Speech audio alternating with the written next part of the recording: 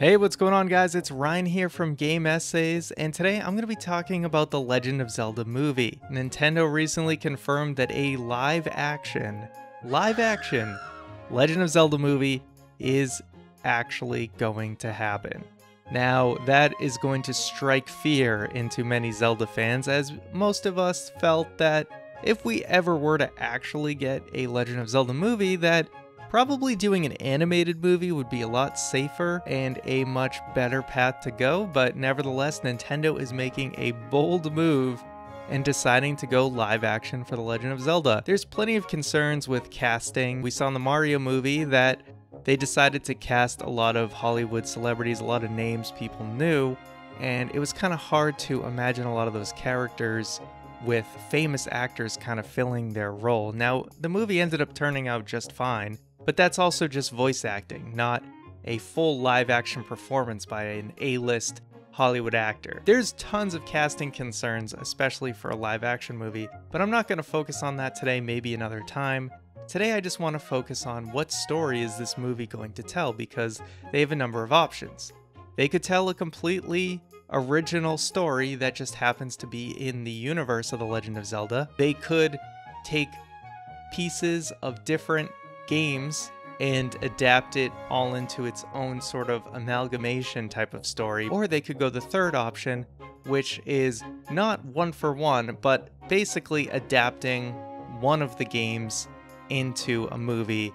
Not necessarily going to follow the story beat by beat, but basically they're going to take the most important elements of one of the games and form one singular story from that one game. And that's what I really want to focus on, is that third option.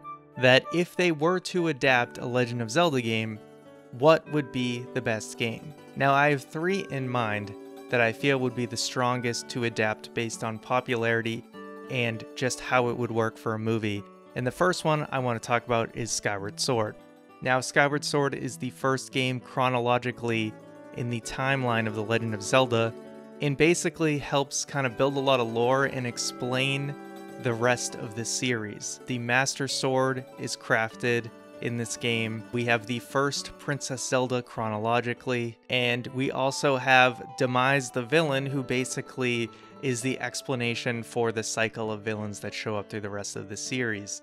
So a lot of those elements that would explain a lot of Legend of Zelda lore are in this game. Not to mention, it does have one of the stronger stories in any Zelda game and has a better relationship between Link and Zelda that we see in almost any other game, and we have characters like Groose who actually have interesting character arcs, stuff that we sometimes don't see in Zelda games. From a narrative standpoint, it's definitely one of the strongest Zelda games, so it could actually be a decent candidate for a Zelda movie.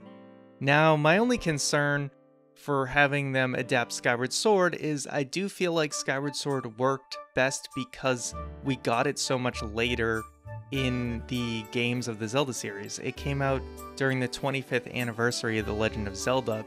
So seeing things like the origin of the Master Sword and it being crafted, and seeing Demise and his curse, which sets forth the reason that we see Ganondorf pop up time and time again, all of that was a lot more powerful because we had 25 years worth of games to kind of build up to that moment. So it works better to have all this established stuff like using the Master Sword for so many different games, and then we get to go back and see the origin of it. Now that it's already a sword that has so much lore and we care about it, to go back and see it crafted means a lot more. Whereas if a fresh audience is going to watch the Master Sword be crafted, they don't really know why it's important yet for someone who's not familiar with Zelda.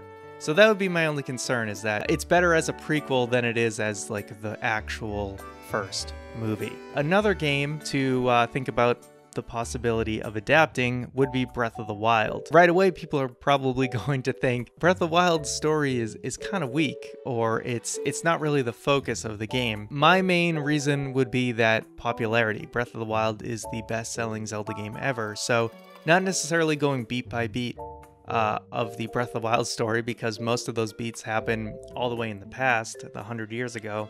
And how do you deal with, if you were to adapt Breath of the Wild as a story just as it happens in the game, it's going to be quiet Link kind of running around a lot, doing a whole lot of nothing and then seeing some memories. Wouldn't really make for a good movie now, would it? One thing you could kind of do, and maybe I should have just said this game instead, was Age of Calamity kind of tells a better narrative than Breath of the Wild, at least in terms of like it maybe would serve for a better movie. So I probably should have said Breath of the Wild / Age of Calamity, because Age of Calamity basically deals with, this time around it's like an alternate timeline where they actually stopped the calamity back in the 100 Years.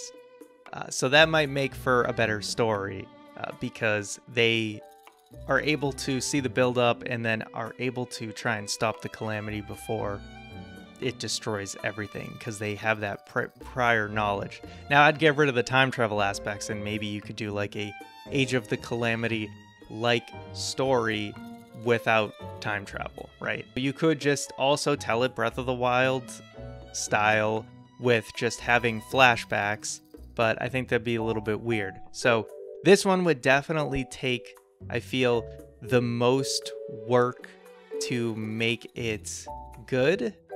But like I said, based on the popularity, you could try to do stuff with Breath of the Wild, or even maybe pieces of Tears of the Kingdom to try and tell that story. Because again, when most of the newer Zelda people think of Zelda, they're thinking of Breath of the Wild and Tears of the Kingdom. Lastly, my personal pick for what story should be adapted, and it's also my favorite game, so the bias is clearly showing here, but Ocarina of Time, I feel like, would actually make for the best story for a first Zelda movie, and there's a number of reasons besides it just being my favorite game.